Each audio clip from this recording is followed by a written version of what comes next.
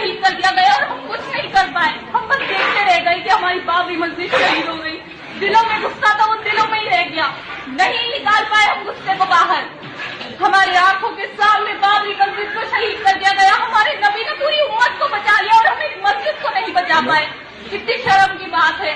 हमारे मुसलमान होने पे शर्म आनी चाहिए हमें। अगर सिर्फ एक उम्मत बनाई थी, वो है मुसलमान। ये सुन्नी वहाबी 70 फिरके नहीं बना के गए थे हमारे नबी। अस्सलामुअलैकुम दोस्तों, वेलकम टू सेकुलर मियाँ भाई चैनल। इंडिया में मुसलमान फिरकों में बढ़ चुके हैं। जी हाँ, अगर किसी मुसलमान के ऊपर जुल्म होता है तो मुसलमान पहले उसका फिरका देखते हैं, बाद में उसकी मदद करते हैं। और जब हम यूनिटी की बात करते हैं तो हदीस पेश करके कहते हैं कि हमारे नबी ने कहा था कि 72 फिरके होंगे। हदीस बिल्कुल सही है, मगर कि हम लोग ने हाल ही में देखा है कि सऊदी अरब और ईरान जैसे दुश्मन मुल्क एक दोस्ताने की तरफ हाथ बढ़ाए हुए हैं। जब सऊदी अरब, ईरान, तुर्की जैसे बड़े बड़े मुल्क एक तरफ दोस्ती का हाथ बढ़ाते हैं, तीनों मुल्क एकजुट होते हैं, तो फिर इंडिया के मुसलमान एकजुट क्यों नहीं हो सकते। हमारी इस मुस्लिम बहन ने बाबरी मस्जिद को लेकर यह बयान दिया, जिसके बाद सारे अंधभक्त इस बहन के पीछे पड़ चुके और पुलिस से कह रहे हैं कि इनके ऊपर कार्रवाई करो। जबकि हमारे मुल्क में मुसलमानों के कत्लेआम की रोज बात होती है और हिंदू राष्ट्र की रोज बात होती है, उनके ऊपर कोई कार्रवाई नहीं करती पुलिस। मगर कि जैसे एक बयान वायरल होता है तो इसके पीछे पूरे अंधभक्त पड़ जाते हैं। और सबसे बड़ी वजह यह है, अंधभक्तों को यह बात पता लग चुकी है कि अगर इनके ऊपर कार्रवाई करेंगे तो कोई मुस्लिम बचाने के लिए नहीं आएगा।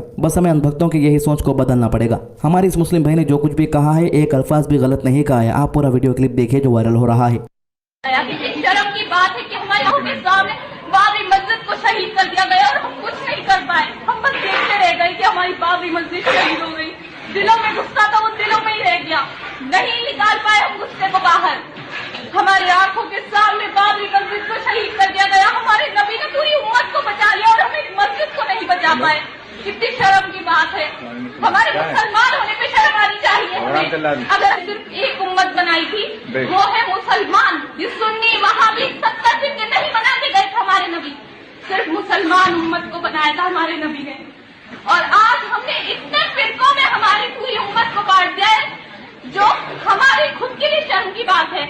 जब काफिरों की बात आती है तो वो सब एकजुट हो जाते हैं और इसी वजह से वो हम मुसलमानों पे राज कर रहे हैं। हमारी इज्जत पर कभी कोई हाथ नहीं डाल सकता था और वो आज खाक में मिल रहे हैं। वीडियो की डिटेल्स मैं नहीं बताऊंगा कहां पर के, क्योंकि अंधभक्तों को इससे जो है आसानी होगी फेक केसेस रजिस्टर कराने के लिए। हमारी बहन के इस वीडियो को शेयर करते हुए अंधभक्त जिसका नाम नंदिनी दास है, अपने ट्विटर पर कहती है कि मुसलमानों को जो है, इंडिया के मुसलमानों को बाबरी मस्जिद पे बात करना छोड़ देना चाहिए, क्योंकि उस जगह पर अयोध्या में राम मंदिर बन रही है, क्योंकि वहां पर पहले भी मंदिर थी। हिंदू जो है इंडिया में काशी मथुरा भी हासिल कर लेंगे। अगर हम बाबरी मस्जिद हासिल नहीं जाने देते तो काशी मथुरा भी ये लोगों को नहीं मिलती। अभी ये लोगों के हाथ वो नहीं लगी है, मगर पूरी कोशिश में वो लोग हासिल करने के लिए लगे हुए हैं। हमारे हिंदू भाई अनिल पटेल अपने ऑफिशियल ट्विटर अकाउंट से एक तस्वीर को शेयर करते हुए, जो तस्वीर आपके स्क्रीन के ऊपर है, कह रहे हैं कि ये है भक्त है, अंधभक्त का महाकाल। ये वही पाखंडी साधु संत है जो गाय के गोबर को कोहिनूर हीरे से भी महंगा बताता है और गौमूत्र को सुपर एंटीबायोटिक दावा कर देता है। और आज बीमार हुआ तो विज्ञान का सहारा लेकर अस्पताल में भर्ती है। गौमूत्र, गाय का गोबर सिर्फ ओबीसी, एससी, एसटी को ही सूट करता है। ये सब देख कर भी अंधभक्तों की दिमाग की बत्ती नहीं जलती तो कोई क्या करेगा। मुसलमान सोचते हैं कि सिर्फ बाबरी मस्जिद ही हमसे छीन गई है, मगर इनकी सोच गलत है। जो तस्वीरें आप देख रहे हैं अभी आपके स्क्रीन के ऊपर, पहले कभी मस्जिदें हुआ करती थी जो कि आज मंदिर बना दी गई है। स्ट्रक्चर देख के ही आप समझ गए होंगे कि यह मुगलों ने बनाई थी। कभी नवरात्रि के दिन अंधभक्त गोशों की दुकानें बंद करा रहे थे, तभी हमारे एक मुस्लिम भाई से मीडिया वाले बातचीत करने लगे तो हमारे मुस्लिम भाई ने उन्हें करारा जवाब दिया। पवित्र महीना नवरात्रि का भी उसको दारू पे तो बैन लगा नहीं रहे, मीट पे बैन लगा रहे। मीट में कोई ऐसी चीज अगर नहीं हो, सबसे पहले तो नवरात्रि के महीने में दारू बंद करें। 9 दिन की बात है। 9 दिन का हमारे से क्या संबंध है? 9 दिन का, 9 दिन वाले जिनको बंद है वे ना खावे 9 दिन के लिए। हमारे पास की क्या पाबंदी है 9 दिन के लिए? भाई जिन्हों पे पाबंदी है ना खावे, हमारे पे तो इस चीज की जान के बूझ कर पाबंदी थोप रखी है। पवित्र महीने में कोई मीट खाना थोड़ी गुना है। कोई फैसले के क्या साथ है? सरकार जी वो मनमानी कर रही है, इसमें कोई नया काम थोड़ी हो रहा है। नवरात्रि से इससे मीट का क्या संबंध है? अब तो मीट जो सलाटर से आ रहा है, कंपनी का मीट मोहर लग कर आ रहा है, भी नहीं के 2 नंबर का काम हो रहा है, घर में बिक रहा और उन्होंने बंद कर रखा। सरकार की अपनी मर्जी है। नहीं मिले। छोटा सवाल है कि एक भाई मिले थे, वो कह रहे थे हम शहरी में मीट खाते हैं, वो नुकसान देता है। नहीं, वो तो ये है कि दूध पीते हैं ना, कि जैसे दूध का और उसका कोई मेल नहीं है कि दूध से जो है थोड़ा सा मीट सब्जी हो तो जो है सही मीट का काम करे। मीट के ऊपर तो दूध अच्छा है ही नहीं। तो कहीं ना कहीं फैसला ये गलत है।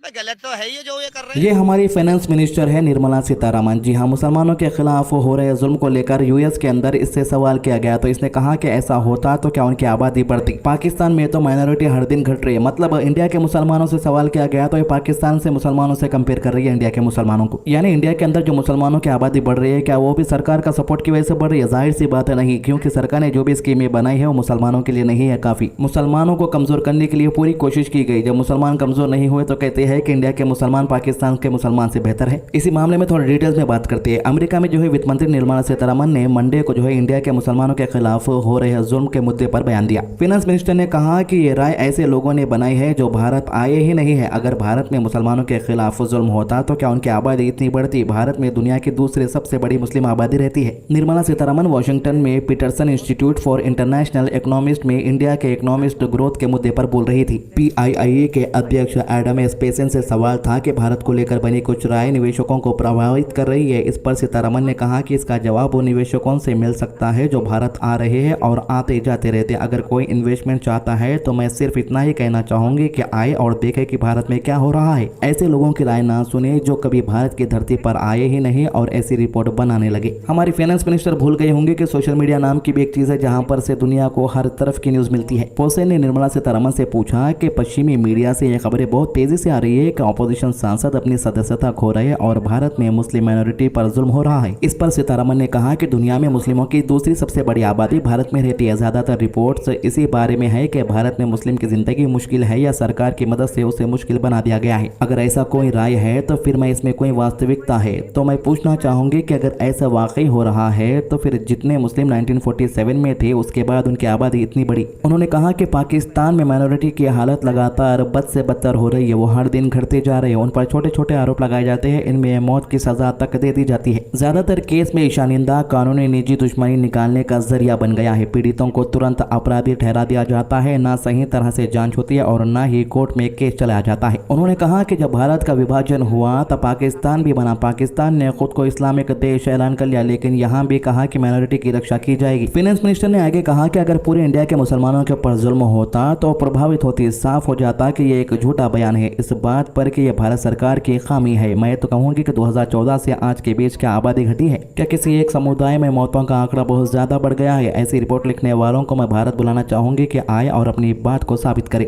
निर्मला सीतारमण को बस मैं एक जवाब देना चाहूंगा इनके सवालों पर। जाहिर सी बात है मुसलमानों की आबादी तो कम करने की किसी के पास ताकत नहीं है। मुसलमानों को कमजोर करने की ताकत बहुत की जा रही है मगर मुसलमान कमजोर नहीं हो रहे। अल्हम्दुलिल्लाह मुसलमान आज भी पहले से ज्यादा ताकतवर है। तो कर्नाटका के अंदर अमूल की एंट्री पर असदुद्दीन ओवैसी ने क्या कहा, आइए सुनते हैं। आरोप ये लगाया जा रहा है कि नंदिनी ब्रांड जो कर्नाटक स्टेट की लोकल ब्रांड है उसको वीकेंड करने के लिए अमूल की एंट्री हो रही है। हालांकि केंद्र सरकार इसको डिनाई करती है, लेकिन कांग्रेस और कनाडा और नहीं आपने आरोप छोड़िए। देश के होम मिनिस्टर जनाब अमित शाह ने क्या कहा था कर्नाटका में जाकर? वो जिम्मेदार आदमी है ना, उन्होंने कहा था ये बात। आप जाकर वहां क्यों बात करते भाई? आप नंदिनी की बात करना था, आप वहां जाकर अमूल की बात करते हैं। आप ही ने किया ना बात, होम मिनिस्टर ने किया। अब आप वो नहीं, उनका नाम नहीं लेना चाहते आप लोग। आप इस पे क्या लोकल ब्रांड्स को, लोकल रीजनल ब्रांड्स को, प्रोडक्ट्स को प्रमोट करना चाहिए? देखिए, हर प्रदेश में लोगों को उनका एक अपनी रीजनल एफिनिटी होती है और आप उसको छीन नहीं सकते। प्रॉब्लम बीजेपी में क्या है कि बीजेपी देश में ही चाहती है कि एक आइडियोलॉजी, एक कल्चर, एक भाषा रहे। यही प्रॉब्लम है बीजेपी का। एक दूध का ब्रांड, हाँ, वो सब आ गया उसमें, सब आ गया उसमें। वो प्रॉब्लम है, वो अपनी आइडियोलॉजी से नहीं हटना चाह रहे, इसीलिए वो कह रहे हैं बात को। तो दोस्तों वीडियो को ज़्यादा से ज़्यादा शेयर कीजिए, नमाज की पाबंदी कीजिए, कुरान की तिलावत कीजिए और दुआ में याद रखिए। अल्लाह हाफिज़।